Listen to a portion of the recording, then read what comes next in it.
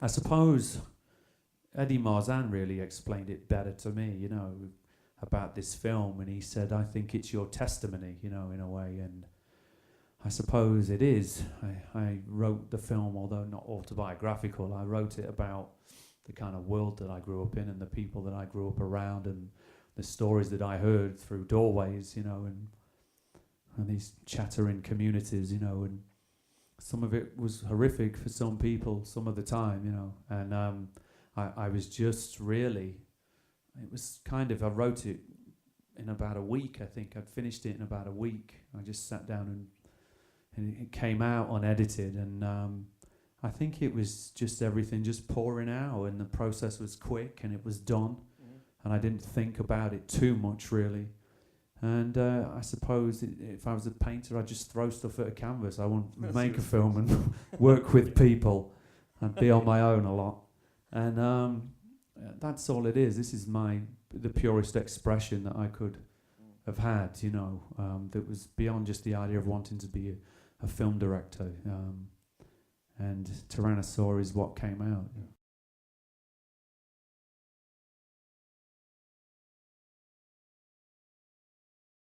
I didn't make it for that, you know, I really didn't, but I think something has changed a little bit since I completed it in these last few months. Something definitely shifted. And I was sitting with Jim Sheridan the other week. We showed it in Dublin, and I sat across from him, and he said to me, "So Paddy, are you done with the anger now?" You know.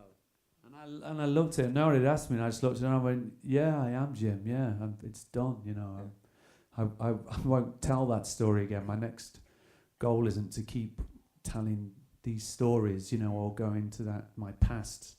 I think that's what it is, and I think I've said goodbye to something with this film. Yeah."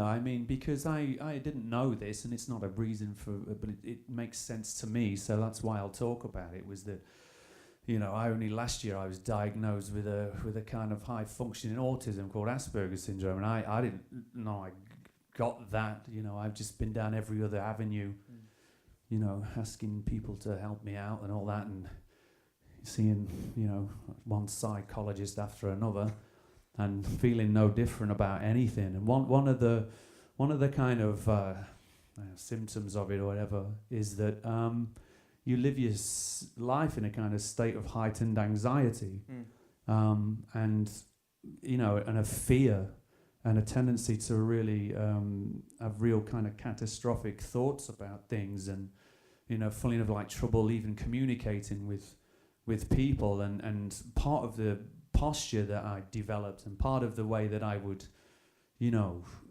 kind of deal with it was to be quite outwardly, hold myself with a physicality that wasn't kind of aggressive, but I was just saying to everybody, fuck off and leave me alone, you know.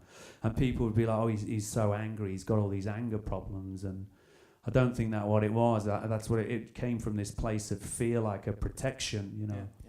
And I think without knowing that's what, because I didn't know when I wrote the film, but I think that's where Joseph's behaviours come from, is this inability to articulate one-on-one in a world with other human beings, you know, to function in that way, so much that he lives in this solitude, he's a creature of habit, and when Hannah's in his space, he finds it difficult to have somebody within that kind of neat place that is his home, and can't cope with anyone around him, and tells her that.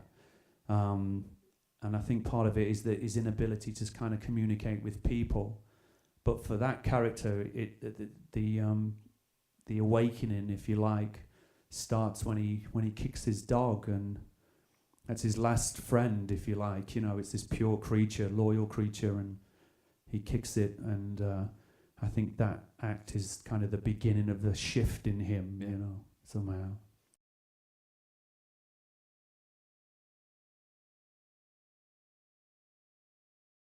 I wanted him for the short film. I wrote it and I only gave it to him, and luckily he agreed. So when I wrote the feature film, he was always present. You know, I always had that image. So you could say that it was easier to write when you have someone kind of in mind, because you can see them even though they give you great surprises on the day, you know, when you're working. I was able to see it, and the same with Olivia. I was willing to wait a year for Peter, another year, because he was committed to another film, and I just said, I'll wait then, you know, I'll wait because I don't want anybody else. I couldn't find anybody else. Yeah. But it's the same with Olivia. I met her on Hot Fuzz and just knew, without seeing her work straight away, there was something about her that I wanted her for the role of Hannah. And so when I wrote the feature film, it was the same deal, that I was able to visualize her, and you know, it kind of helps the process, really.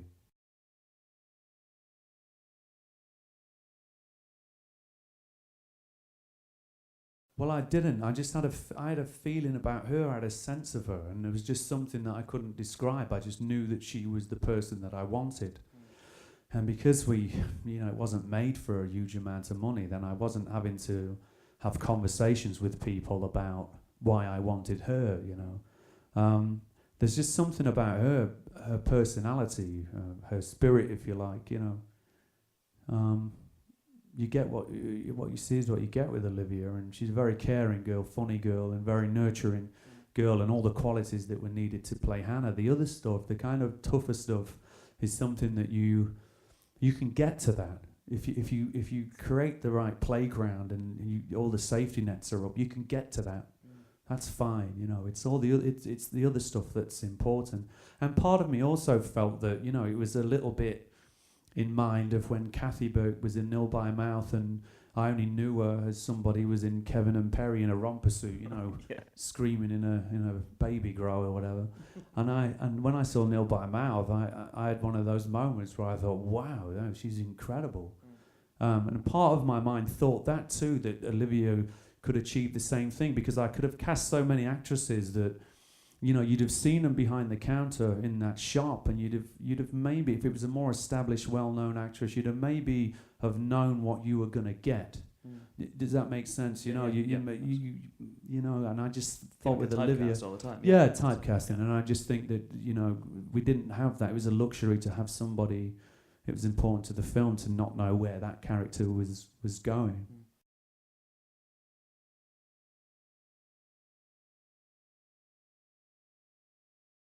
Yeah, I mean, it was never a crutch, you know, for her as a character, or even for me as a writer. You know, it's always kind of bedded in some kind of reality for me, or some reference that I know.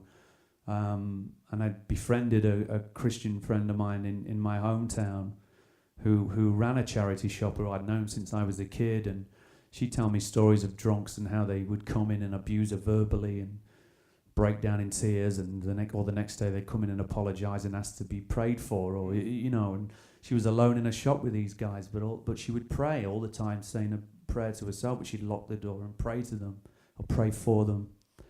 And I thought she was an incredible woman, and so, you know, the kind of religion thing really came from this idea that, you know, as a kid we weren't necessarily religious. We went to, for a couple of years, we went to Mormon church. Okay. You know, and it wasn't like my mum was even a moron. Was even a Mormon, you know. It just sort of got her out of the house for a couple of hours on a Sunday, and we'd go and play and watch Indiana Jones. Okay. Stuff like that. And so we went there, and I thought it was great because these guys were all Americans, and I was a kid, and my reference to Americans was television, so it was like, the Americans are here, and they'd shake your hand really hard. And so, but I think my mum had a faith. She had a faith, and we grew up with that picture in the charity shop. We grew up with that picture in our house on the wall. That's why I got her to throw a fucking videotape at it. You know? And she had this faith, and I think that, you know, she, like the character in the film, she was very loving and very forgiving, and I felt that her faith was a weakness when she was alive. I thought she let people take advantage of her spirit, you know, because she just kept giving and people just kept taking, you know. And I thought it was a weakness, so I kind of hated it. I hated that idea of God and religion. So I think that's sort of in there somewhere.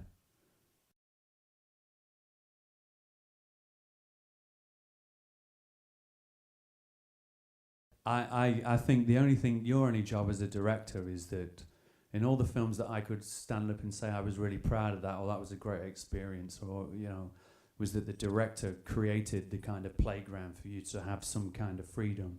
And that doesn't mean go in and put your stamp all over it and, you know, start telling people where to stand and what have you, other actors what to do, but they just create the playground for you to go in there, and it's okay to drop the glove, you know. And I always make that reference to, you know, on the waterfront, where I always forget the actress's name in terms of you, Chris. Who's the actress from On the Waterfront? She drops her glove, and Brando picks it up. Who is it? Sorry, that's it. Yeah. And I always, it's a beautiful moment, you know. And but I've been on some film sets where I know if the glove was dropped, I'd be thinking, oh God, another fucking take, you know, and. Or yeah, we're definitely going again on that. Or cut, or you drop the glove, and you know, that to me doesn't. You don't get great cinematic moments if your actors are kind of got that kind of extra dimension on them, you know, where they can't be free to drop the glove. And so it's important to just to create that environment for them to work in. And Peter Mullan knew this character. You know, that's you just meet people and you know, and a lot of it is casting.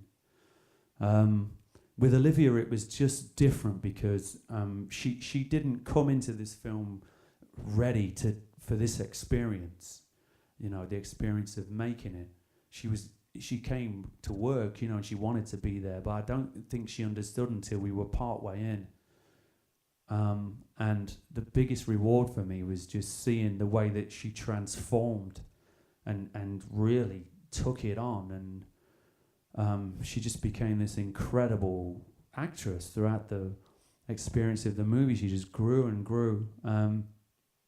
So I won't call it extra work, but I think the relationship I had with her was probably a bit different to the other actors because I felt a different connection. And in some scenes, I would be, like in the scene where she comes in the bedroom and she's crying on the bed and she's laughing at her hands, I'd just be lying on the floor next to her and just talking to her and talking her through it and talking about, telling her jokes to make her laugh at her hands and things. And it's just those that we had a different relationship. It was like another actor, but off camera. And that was something that happened quite naturally, you know, it wasn't contrived in any way. I didn't need that same thing with Peter or Eddie. But it was quite a special, unique way that we worked together. And I don't know if that'll continue to evolve with more films I make, or if it was just exclusive to me and her, but I don't know, you just got to create the playground, I think.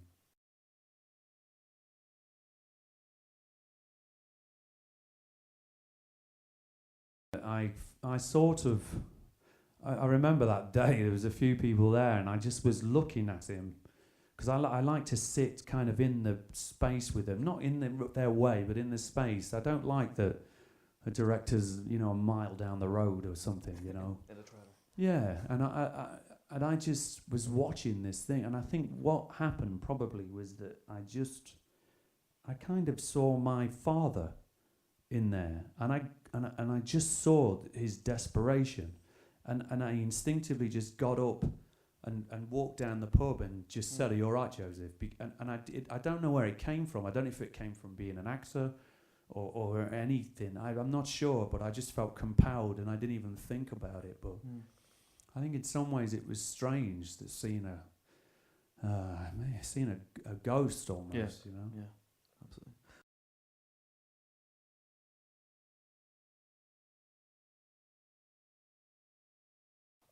No, with these actors, we just sat across a table and read a couple of scenes, and then we went to the pub, I think, for the afternoon. That's the best bonding you can have.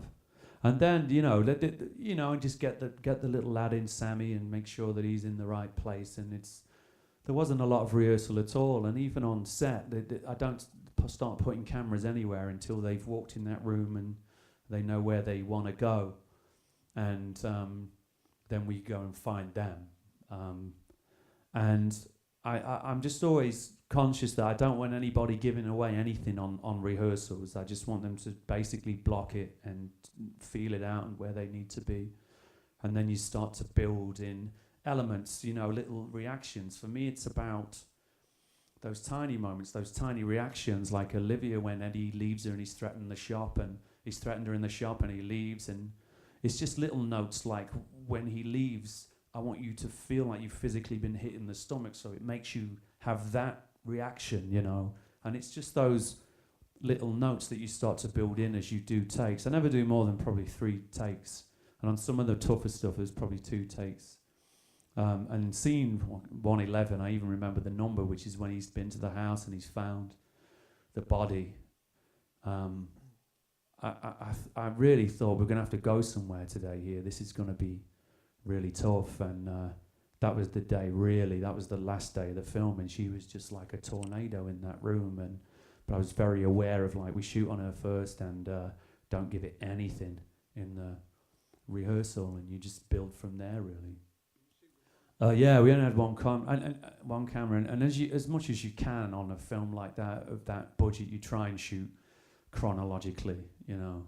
But I'm not a fan of like shooting half a scene here because we can grab it and then the rest of it on Thursday, you know. And I don't agree with that. You've got to get it all like. But as much as we could, we shot chronologically.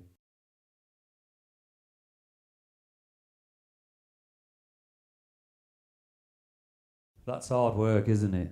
I think you've got to have some ego to do that.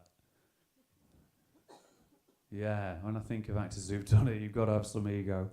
I don't think I could. I think I couldn't be in a process of making a film and then having to watch myself back and be aware of what I'm doing. And then, you know, I don't think it takes a certain kind of person to do it. I'm not sure. And in actual fact, that the thing with Tyrannosaur was that what I got out of it the most was what you get out of other people and what they bring in that collaboration. It's quite an incredible thing, you know. And it's like being a boxing trainer, you know, and you're sending someone out for the next round and you get them on the stool and you go, right, this time, bang, bang. And, you know, and that's kind of what it was like with Olivia, you know, and she just grew. And I thought it was special. So I'd rather just be the other side of it, watching people be great, other than trying to squeeze myself in there. I wasn't even going to put my voice on there. My crew were like really quite, you know, I thought I was insane that I was going to get someone else to dub, you know, hello Joseph. I was like, no, I'm not having that. But they really thought that I was being an idiot.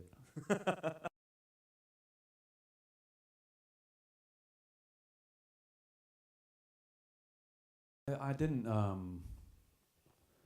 Do you know, it's funny because I didn't want to. I'm not trying to write some original movie. You know, you don't look at it. I've never seen a film that looks like this before.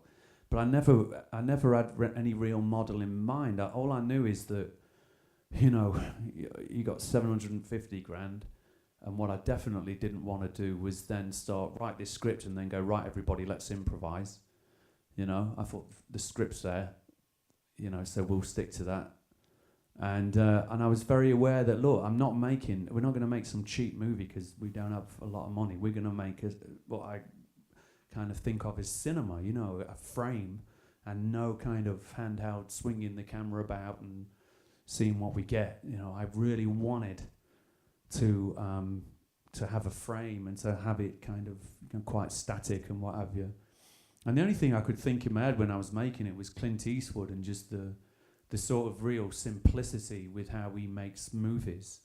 So if anything, that was the model more than wanting to be the next Martin Scorsese, you know, and put the camera everywhere, and which is a great style, but, you know, like anything great, it gets kind of bastardized and ripped off and what have you. So there wasn't, I can't say that I'm making films because when I was a kid I watched anything, you know. It was just that I wanted to make my own film, kind of without any interference from anybody, you know.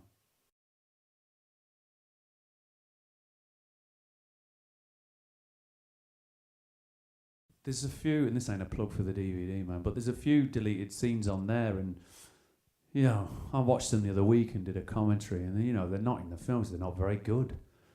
You know, you learn so much because I wrote this scene of dialogue between Peter and Olivia, and he's he's in there talking about, I want to kill somebody, and she's like, well, it's not me, is it? She's going, no, it's the boyfriend of the kid and all that, and it just wasn't very good.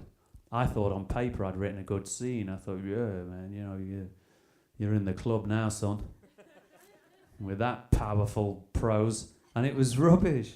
And none of the actors were very good in the scene. They just weren't. And I reshot Olivia's stuff again, even on another day, because she wasn't there at all.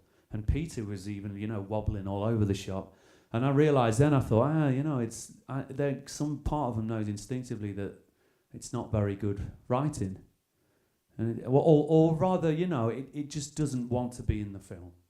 And you've got to be brutal like that, because you spend a lot of time on sets as an actor, and, people are trying to make stuff work that doesn't. And if you really listened, you'd know that it doesn't work, but they don't. You just shoot it anyway, and that's why you get crap scenes in films, because they're just not very well written, or in the last minute they're not willing to kind of address what they think the problem is and change it. They get too precious, and I wasn't precious, but we didn't lose a lot, and even the stuff I lost, there was some POVs. I had this idea of Eddie's character was observing them from the window when they come up the drive and all that crap, and that went. But I'm glad I shot it, because, then you've got it and you can get rid of it. But also, after the wake scene, I had a 3-page dialogue scene between Olivia and Peter, and I didn't shoot a frame of it, because the importance of that scene was that they just were free in it. And my editor said, we can't use a lot of this footage because they drop character. I said, well, great, that's the point, that they're kind of lighter in this moment. But I looked at this scene, I said, I'm not shooting that. It's not very good, and it won't.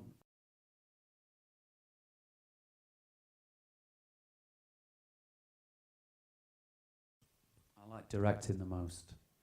Yeah, I do. Because it's not my big fat head on that screen. And I haven't got to sit there and look at it and go, oh, God, man. They told you were doing all right, the lying bastards. They said you hadn't put weight on. No, stuff like that. Yeah, I like directing. It's nice to be the other side of it, I think. Yeah.